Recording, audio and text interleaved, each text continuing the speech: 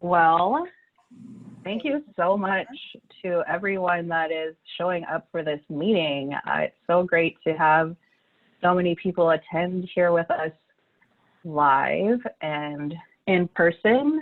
I'm going to just do a little introduction and talk about a few things, and then I'll introduce Michael Poore.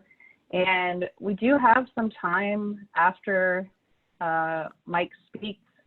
If you have some questions, please do put them in the chat so that he might be able to answer them after he's done talking. We'll definitely be wrapping it up by 8 p.m. at the latest, not 8 a.m. So go ahead and start. This is new to us. As you know, we're always happy to see everybody in person, and I hope we'll get to do that again soon. But it's great to have so many people here. Also, speaking of that, I do hope that many of you can attend your preferred breakout sessions live. I know that they're kind of scattered throughout the weekend. We hope that you'll be able to attend as many as possible and support our teachers who are really hoping for a great turnout for their sessions to make it fun. And they have writing exercises lined up to do live and in person, and also you'll be able to join in the conversation. As we mentioned in the material, we will be able to provide recordings of the sessions if you are not able to make it. Everybody will have access to that afterwards, but we really hope that you will still be able to attend in person. So first, I would like to say a big thank you to our programs manager, Sarah Ginter, who has done an amazing job, and probably the job of about 3 people, to get this event turned around from a live in-person event organized into a virtual event. And Sarah does essential work for the IWC all the time, and we are so grateful to have her on our staff. I also would like to thank the board president, Celeste Williams, for her input, insights, and support year-round, but also for establishing the Mari Evans Grant. This is our first year for the Mari Evans Grant, which will be an annual grant for a person of color to attend the Gathering of Writers, plus a year membership in IWC, in honor of Indianapolis author and poet and philosopher, the late Mari Evans. And I would like to congratulate Chantel Massey, who is a wonderful poet and teacher, as the first recipient of the award. Chantel's collection of poetry, Bursting at the Seams, was actually just shortlisted for the Indiana Authors Awards Emerging Artist Awards this year. So I would encourage you to check out her work as well. Our staff and board members have prepared extensively for this unique event, and we couldn't have pivoted to an online event without everyone's hard work. And I especially want to thank our sponsors, the Allen Whitehill Clues Charitable Foundation, Indiana Arts Commission, Amazon Literary Partnerships, Arts Council of Indianapolis, the City of Indianapolis, Penrod Foundation, Indiana Authors Awards, Indiana Center for the Book, and Second Flight Books. If you've been to past events, you know the book table is always a hot spot, and I encourage you to still shop for books of this year's esteemed presenters, and shop with Laura Kindle at Second Flight Books because she has them in stock from our order in March. In the notes of your order, please do mention that you are making the purchase in support of the Gathering of Writers. Before I introduce tonight's speaker, I also want to make sure that I share some news in case you missed it. I know that many of you follow us, and so you probably saw that this year the Indiana Writers Center had the honor of being awarded the inaugural Literary Champion Award by the Eugene and Marilyn Glick Indiana Authors Awards. We're so grateful to be recognized for one of the best parts of our mission, supporting writers and writing in Indiana. To me, it's thrilling that after 40 years, the Indiana Writers Center is still here helping writers in Indiana achieve their goals. Earlier this year, IWC's founder, Jim Powell, passed away, and we would not be here without his vision and dedication.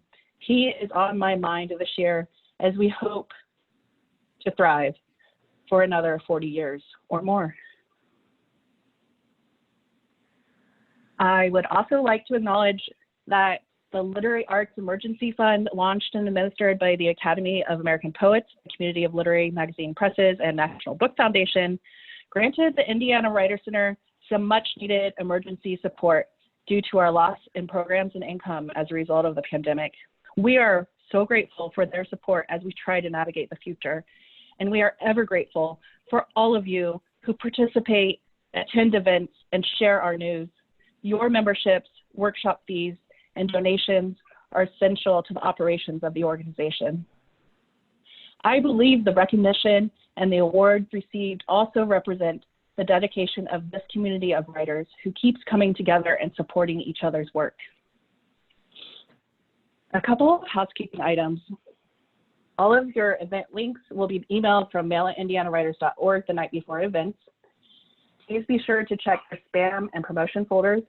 If you have trouble accessing any of the workshops, we have assistance available before the start of every workshop by emailing helpdesk@indianawriters.org. Also, we will be opening workshops early and keeping them open a little after in case anyone would like to chat and catch up. We realize that one of the best parts of the Gathering of Writers is seeing everyone and catching up on all of their news. So we wanted to provide some space before and after workshops in case you see your friends and want to say hi. You can't connect to the Wi-Fi network. You might want to check the connection settings in the Google Home app. We will miss gathering in the Great Hall at the Indiana State Library, but we do have space to gather on Facebook, comment and post news, and tell people what you are up to or ask questions. So please check out the Facebook group if that is something you are into. And finally, there is an open mic on the final night on Sunday at 7 p.m., but there are limited spots, and I know that a few have already been taken. So if you would like to participate in the open mic, I encourage you to sign up early. Now I would like to introduce you to our speaker and teacher of this year's Fiction Intensive. Michael Poore is the author of 2 novels for adults, Up Jumps the Devil and Reincarnation Blues, 1 novel for young readers, 2 Girls, a Clock, and a Crooked House, as well as numerous short stories. His story, The Street of the House of the Sun, appeared in the New Year's Best Non-Required Reading 2012. Poore lives in Highland, Indiana, with his wife, poet and activist Janine Harrison, and their daughter, Gianna. As a taxi driver in the mid-1990s, he once inadvertently helped a man escape from jail. And here we are, Michael Poore. Thank you. All right. Thanks very much, Rachel. And thank you. I appreciate that. So, you know, one thing that does make this a little more like real life, even though it's a Zoom meeting, is that I see some beer and wine and some food going down out there. So that makes it more like more as if a little more homely, as if we were all actual together. So I just wanted to start by thanking the Indiana Writers Center for having me and inviting me. It was a great honor. I've been looking forward to it in both of its incarnations, and I know for a fact that there's a weekend of amazement and wonder. And if my experience so far is any indication, excellent people, just from the few that I've met so far. So I do want to mention that I do know how to split my screen and everything, so I could be looking more at the camera, but I also have experience with splitting my screen and then hitting just the wrong thing and having it all just fly off into cyberland. So I'm going to fall back on the old standby, and I actually printed everything out for today. So I wanted to begin by telling you this story. It's something that happened some years ago, never mind how long ago exactly. When I was in my early 20s, I was living in Athens, Ohio, and it's already been mentioned that I had the taxi driving job. So I'm going to mention that a couple of times, actually. And I was living with a bunch of my hippie friends, and we lived in it was a 3-story cabin built into the side of a hill. Everything in Athens, Ohio was built into the side of a hill. And I was lucky enough to draw the loft. It wasn't a big space, but it had a stained glass window and a chimney going up one wall, and it was the perfect space for someone who liked to spend hours and hours lost in writing stories. So I drove my country taxi 6 days a week and spent part of the day off drinking beer and the rest of it writing. One night, a story really had me by the ear, and I was basically hypnotized. For hours, I typed away at my gigantic Apple desktop computer, remember those, hunched at my little wooden table, and I was barely noticing as the hours went by. And then I barely noticed as the sun came up, and it used to make a kaleidoscope of light in the stained glass window, until finally my housemates started getting up, and I smelled coffee, and I realized I wasn't hungry, but I did want some coffee. So I made my way downstairs. I was still totally in the story, and I climbed the ladder down to the kitchen, and I kind of said good morning to my housemates, and they kind of said good morning back, and I thought they looked at me a little strangely. And I got my coffee and climbed back up to the loft, and I went back to drumming away on the keyboard. And I'd only been back at it for a few seconds when I heard someone on the ladder, and it was my friend James. He poked his head up and he said, "You know you're naked, right?" So, the point being, writing takes us out of ourselves. Psychologists who've observed writers describe something almost akin to a dream state, in which the writer's removal from the world of time and things resembles hypnosis or twilight anesthesia. And the subjects of this observation know that there is, at the same time, nothing more razor bright and awake than a writer in flight. We're conscious, all right. We're just not there. I've become fascinated in the last couple of years with the mystery of where it is we go. The thing we're doing right here, actually, this Keynote Zoom, isn't completely unlike an evening at the writing table. And what I'm talking about is my part in the drama, particularly giving a speech in which the audience is muted. There's no shuffling, there's no coughing. Actually, you can see people doing these things, but there's no kitchen clatter, there's no thoughtful agreement or horrified silences, and no laughter, although you can see people laughing. Our pandemic engendered Zoom world has become an exploration of consciousness and community. And I wonder if writers were more ready for it than anyone else, because we are used to dropping into crowded, unpredictable spaces while sitting quite alone at a table. Examining how I feel at the writing table has taken me through a series of experimental imaginings. The part of me that wanted to be an astronaut wants to think of my full flight writing self as punching through the sky, away from the things of Earth. Outer space is inner space, of course, but just as wild and, to my conceit, just as dangerous. Or maybe it's an undersea kind of thing, or a lava plain, a desert adventure, or some vibrating ancestral pit. It's something different from ordinary life. We fall out of context and into masks, the thousand-faced hero on his journey through Oz, which was all very exciting. But early last winter, before all this, I came across something that refocused my curiosity, and I wound up replacing the hero's journey mask with stage makeup. Maybe I wasn't so much an astronaut or a deep sea diver. Maybe I was an actor. Yeah, in several ways, I decided. I was an actor. How I turned down that path is something of a confession, Sarah, because it's the story of how I decided what to talk about in this keynote. I had been graciously invited some weeks before to the Gathering of Writers, a geographically specific event with physical people all smooshed together. And Sarah sent me an email asking for some basic information about what I thought I might talk about. She wasn't in a rush, but I wanted to be courteous and professional, as one does. And I was thinking, I can mull it over tonight and get back to her tomorrow, when I scrolled past something on the desktop screen that at a glance read, "Playing the Dead Man." Now, I am unapologetically morbid. It's like an addiction. I scrolled back and immediately read a little bit of what I found, and it was an article by New York art critic Peter Schjeldahl, in which he wrote the following. Susan Sontag observed that when you have a disease, people identify you with it. Fine by me. I could never sustain an expedient eye for more than a paragraph. Do you imagine that writers speak as themselves? No such selves exist. Playing the dying man gives me a persona. It's a handy mask. How exquisite. What a gift. Not the article. I didn't read the whole article. I was too busy emailing Sarah to tell her with a touch of twinkly-eyed Third Coast enthusiasm that I would be delivering a talk called Playing the Dead Man, which would be about such and so. Don't judge me. All writers steal. Good writers steal Peter Sheldon. When I read the article later, I found out that it did, much to my relief, take me where I hoped it would. Sheldon was dying of lung cancer and taking the opportunity to reflect on a life in which he'd played the lover, the addict, the gambler, the failed husband, the Minnesotan, the bright-eyed newcomer to the city, and an infinitude of other roles. He was hard on himself. He'd been an asshole a lot of the time, and he knew it.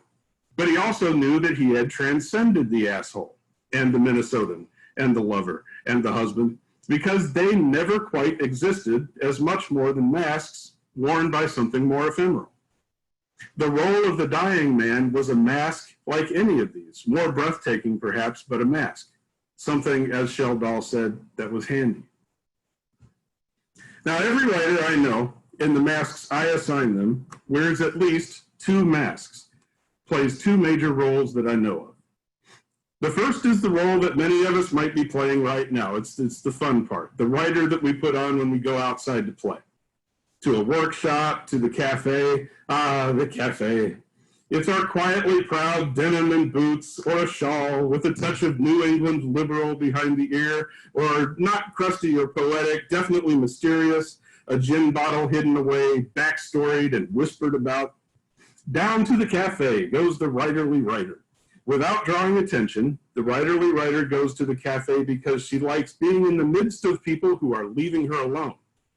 Ordering quietly and spreading out, hopefully, at their favorite table. And there's this apotheosis that takes place, whoever you are. The writer with their coffee and their roll and your shawl and your boots, at once oaken and delicate, whose soul is a black and white movie, a scene with rain and cigarettes, and then it's gone. All that bullshit is gone, and it's 3 hours later, and the coffee cup's been dry for ages. The roll has like maybe a bite taken out of it, and God, you've got to go to the bathroom. And the going home, it never as writerly as the coming in. It's hair frizzled and puzzled and out of sorts, and it's all the sort of thing that happens when you step out of yourself and then come back. Because that's what happened. The writerly writer mask is a jumping off place that gives way to that other role we play, the one that is not artifice, the one that's not unlike a whiskey blackout, except that we do remember it and understand it in the way a 2-dimensional cat understands a 4-dimensional cat. Outside ourselves. What an idea. What an experiment. What was it the art critic said? No such selves exist. Forms exist, though, don't they? You may not be you when you play that play in that strange theater, but you're something. The 4-dimensional cat exploring this mask or that mask. It kind of feels sometimes like Jack Skellington in the Nightmare Before Christmas, escaping the cave, and he finds the rich mistletoe world, the Christmas world, and he says, "What is this?" And he's got to touch and try things and shake things and dismantle things, and his fingers can't wrestle fast enough. The interdimensional cat goes some strange places, man. It likes to go new places too. That's important. It gets stale and crusty and worn out if you write the same old thing, come out of the cave the same old way all the time, doesn't it? What is this? We know what that is. It's for boning fish. We've been here before. Something new. New masks, new cats. I turned 52 a couple of springs ago. New means something different to a 52-year-old than it does to a 25-year-old. I decided to write a fantasy. I guess I'd written fantasy before. I had the book about the devil and the book about time-traveling 5th graders, but this was going to be a fantasy. A sword and wizard, witch, bubbling, ale-swilling, sex, dragons, battle knights fantasy. And it would be fun, damn it. I would have a blast, going back and forth between my writerly writer stage role and my 4-dimensional cat, writing my fantasy all summer and sending it to my agent in the fall. What a great plan. And it came with, of course, complications. The main character was a dead man. Fabulous. I could really rev up my morbid streak and see what it could do.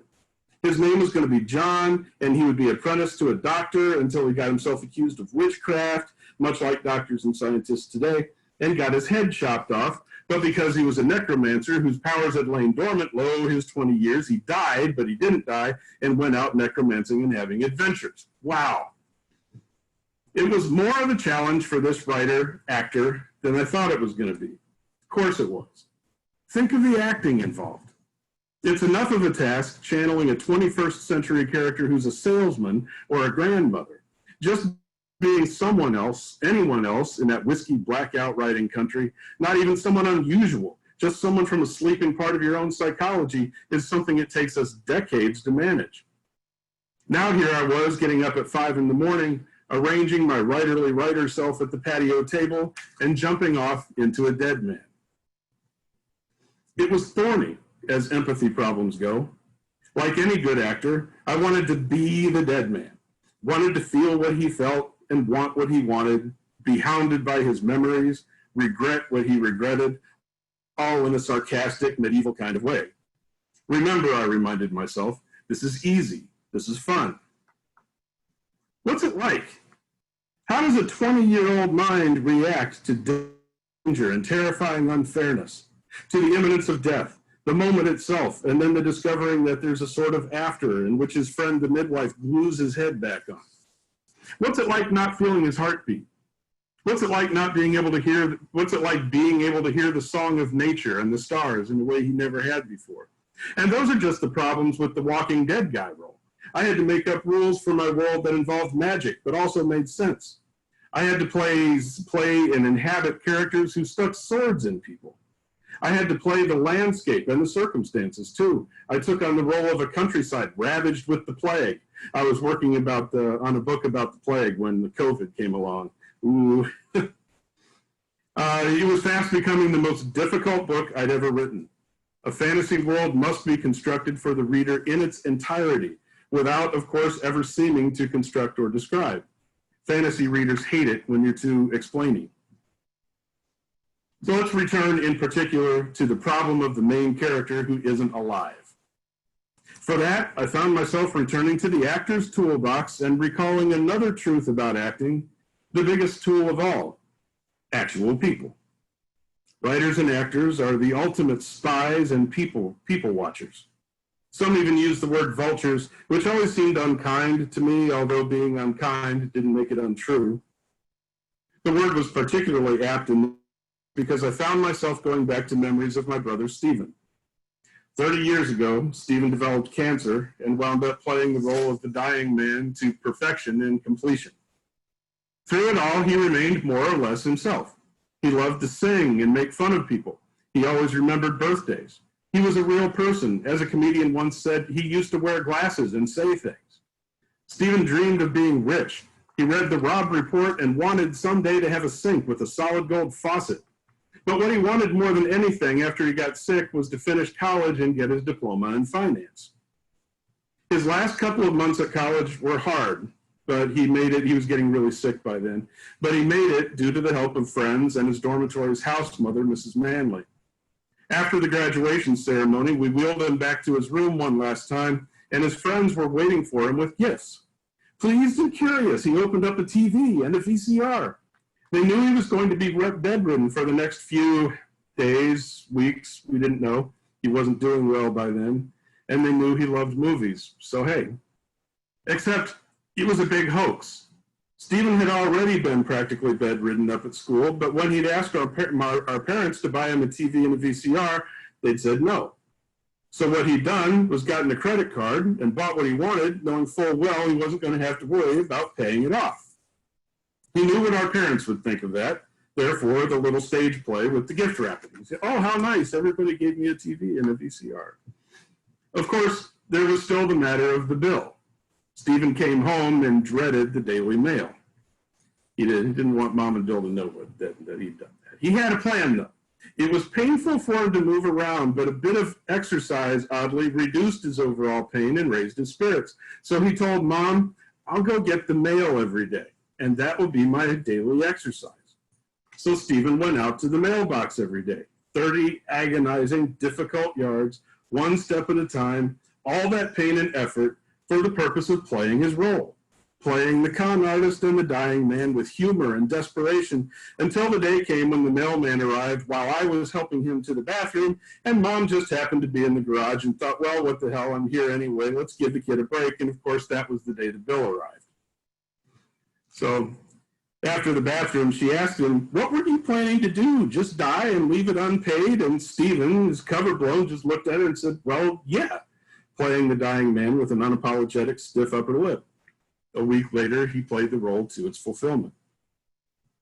30 years later, I decided it was no longer too soon, and my character, John, became my brother over the course of the fantasy writing summer and the fantasy writing fall, winter, and spring that followed. Because, of course, the imagining and the inhabiting of the dead and the brave and the magical was like going to college and digging a mile-long ditch at the same time. It was hard work, and I feared I wasn't really smart enough to do it. I still do. Although, also, more and more, as COVID came along, and the masks and the social distancing protocols in my book grew real-world doppelgangers, I began to see yet another role to be played. Maybe this story should have a purpose. I would play another role, the purpose of the role of the purposeful writer. I would endeavor to say something that mattered, that provoked results, if only by accident in the world I actually live in or act in. The stage strutted by the teacher character and the writerly character and the husband and dad character. That's the role played by the theater itself, finally, isn't it? All that strangeness and four-dimensional cattery is supposed to bring something useful back to the world, isn't it? The dead and the brave and magical people are more than imaginary, after all. They're as real as any of the masks we all wear, and, if properly handled, can teach us and move us. The purposeful writer doesn't know that it's actually going to happen. The purposeful writer talked with his agent last week, and she told him he still has a lot of work to do, a lot to learn about the easy challenge of writing fantasy. The whole project has been a wake-up call, right at the same time we're all getting wake-up calls of one sort or another. That's good. It's important to play the roles. It's even more important to make the most of being awake. Case in point, that summer I was a taxi driver.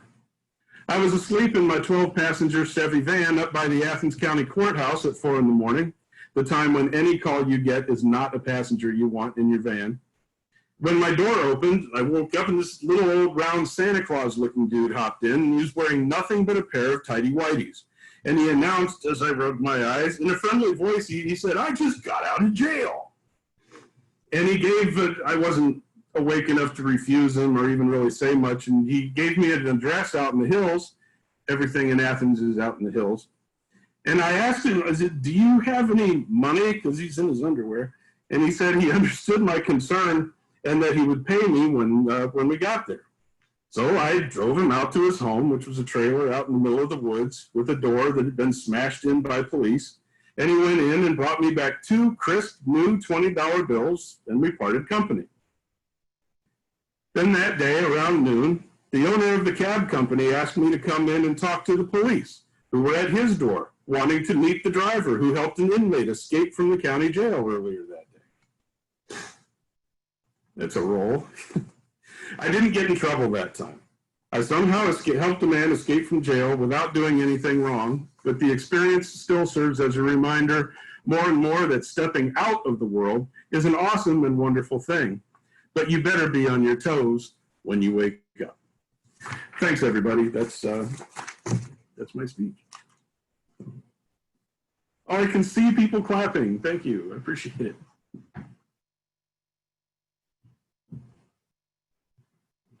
All right.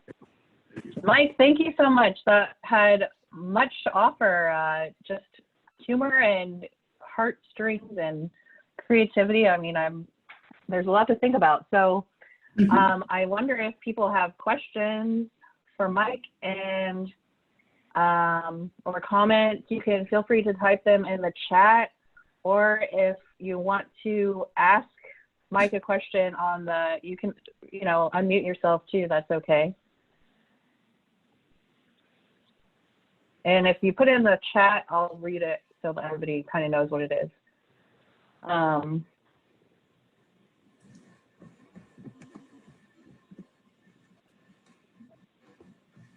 Oh, nothing. All right. Well, if there are no questions or comments for tonight, that is kind of the end. It feels so sad to leave everybody after such a great talk. Oh, here. Cindy's asking, Mike, how long have you been writing? That's a great question. Since I was in 5th grade, and there's a little more that goes with that. It was in 5th grade, I had a teacher named John Gibbons who was wonderful. He decided that every Friday afternoon we were going to have a creative writing class. And later on in the year, he gave us an assignment. He said, write a story about Thanksgiving from the turkey's point of view. And I wrote what I thought was a pretty good story. And a year later, I took it to the local newspaper and I said, here, would you guys like to publish this? And they did. And it ran for 2 days. And all the teachers all around my hometown and all the elementary schools were just so happy. They told all their students, look, this guy over at Hook Elementary wrote a story. I'm going to have you guys all write a paper about it. And when we all got to junior high the next year, I almost got beaten up a couple of times because I was that guy that everybody had to write the paper for.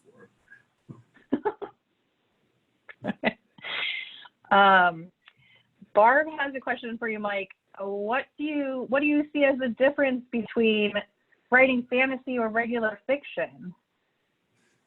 The main thing is it's kind of what I mentioned in the speech, except that I can't explain how difficult it's been when you write a story that doesn't take place in a universe that you made up. It's all there. And then when you're writing a fantasy, it's your world. That means it has to happen on your terms, and you have to reveal those to the reader without them ever knowing. And I thought that was going to be fun, and it has been fun. It's also no guarantee. Just because they're your rules doesn't make it for certain that you're gonna get it right. It's so difficult, and I have made so many mistakes and written so much stuff that I had to stick in the drawer because it wound up being a big learning experience and so on. So just the difficulty of it. Wow. Thank you. And another question, comes up a lot, right? What's your writing process? Do you write every day? Do you work on the same thing every day, or just jump around, or? I tend to work on the same thing until it's finished, or until there's at least one draft. I try to write every day. I've kind of fallen out of that with COVID because my thing was like writerly writer thing. That's me. I like to go down to Sip 2, this wonderful coffee house downtown, and in the evening, and I would work on fiction, and my daughter would work on her Spanish, and then we'd get some kind of treat while we were there, something like that. And anyway, since that has gone pretty much by the wayside, I've been much more irregular about my writing. You would think, like with COVID, at first I thought, all right, I'm going to be able to finish everything, and it hasn't. Do you guys find that to be true, or is it just me? You thought you were going to get all this stuff done, and I think it's very difficult to concentrate. Yeah, and actually that leads to another question. Somebody is asking about how do you combat writer's block or creative blocks or find inspiration again? I don't really have writer's block. I have more ideas than years I'm going to live to. And part of that is just because I don't put a lot of pressure on myself. Okay, this sounds funny because I said I was just working on a fantasy, but I try not to just make things up. I really do. I take tons of notes. Whenever something captures my interest, I write it down, and I try not to lose anything interesting that I hear about or that I see. So I just got a ton of material to go to. That's interesting. And so when you have so many ideas and material, how do you know which one is the right one to go with? Which story is the burning story that needs to get done? Yeah, I don't know. That's kind of intuitive. That's kind of like the question where do your ideas come from, and how do you know which ideas are the good ones? If I had an answer to that, that would just be great, but I don't. I can't tell you how much it's still just a crapshoot. Yeah. Gail's asking, do you ever lose yourself when you're playing a character in your writing and get emotionally involved with your characters? Yeah, I change. I found with Reincarnation Blues, that was in a lot of ways, I guess it's a very peaceful book. It's a very if the one book was about the devil, Reincarnation Blues was almost about God. And I found I became a better person. I was kinder, gentler, and I had this idea that there are no others, that we're all, we're all in this together. We are all, in fact, more kind of the same mind and the soul. And now I'm writing, okay, well, then the next book I worked on is something about Captain Ahab. And I'm a lot more difficult to get along with than I was a few years ago when I was writing the other book. So I don't know if that's like method acting a little bit, but now I kind of feel sorry for the people in my life a little bit. I'm not as nice as I was. I wonder what happened to you. Like, oh, it's my novel.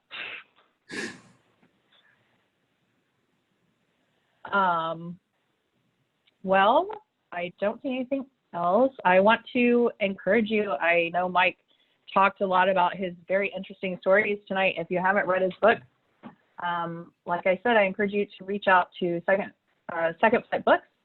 The website is in the program and on our website also.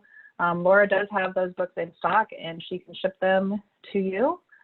And also, I know that some people, we have about 13 people that have signed up for the fiction intensive on Saturday, and I bet you're really looking forward to it now. I think it's going to be a really great class. If you have decided after tonight's talk that you would like to join, I'm going to throw Sarah a surprise here and say, go ahead and reach out to her at sarah@indianawriters.org, and she can upgrade your Gathering of Writers registration to include the fiction intensive. And this has been a great night. It's been so good to see everyone and to hear from you, Mike. And thank you so much for answering our questions on the spot. I know that is not always easy at all. So I really appreciate you being gracious and doing that for us. This was wonderful. Like I said, this room, as it were, it has a great vibe. All right. Well, that's all we have for tonight. And please do check your email this evening for tomorrow's links. It will be coming out shortly in about an hour. I know that some people have not seen the emails. They are coming from our mailing list, which the address to search for it is mail@indianawriters.org. But it may be showing up in your promotions folder if you have Gmail, or even in your spam. So please do check for mail@indianawriters.org and start marking them or starring them, and they'll start popping up in your regular inbox, hopefully. But we are sending out the next day's links every single, except for the fiction intensive. Sarah will send those people that information herself just to make sure that nobody misses out. So please do reach out to us if you have any problems. Once again, we have created the email helpdesk@indianawriters.org that we will have volunteers manning before each workshop in case you have any problems getting into the workshop, so that we can try and sort those issues out. And I really appreciate you all being here. Thank you so much and have a wonderful night. Thank you. Goodbye. Hi, everybody. Thank you.